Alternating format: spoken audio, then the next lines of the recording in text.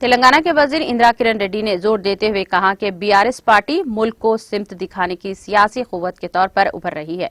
इंदिरा किरण रेड्डी महाराष्ट्र में बीआरएस की तौसी और नांदेड़ में इस खुसूस में होने वाले जलसे की तैयारियों के हिस्से के तौर पर नांदेड़ जिले के वसई दौरा किया।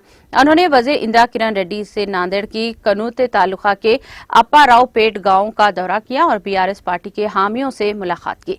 इस मौके पर मुनक़िदा प्रोग्राम से खिताब करते हुए वजीर मौसूफ ने कहा कि वो नांदेड़ में 5 फरवरी को होने वाले जलसे को कामयाब बनाएं और बीआरएस के साथ यकजहती का इजहार करें। उन्होंने कहा कि वज़ीर आला तेलंगाना केसीआर इस जलसे में शिरकत से पहले नांदेड़ में गुरुद्वारे का दौरा करेंगे।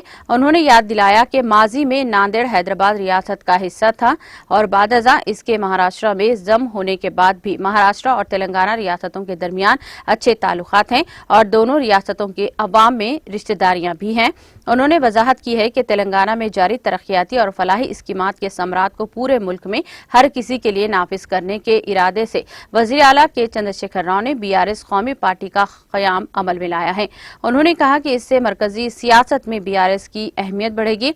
मुल्क के अवाम रियासत तेलंगाना में नाफिज फलाही स्कीमों को देख रहे हैं और मुल्क के अवाम भी इस तरह की तरक्की चाहते हैं। इसी वजह से वो बीआरएस में शामिल होने में दिलचस्पी जाहिर कर रहे हैं।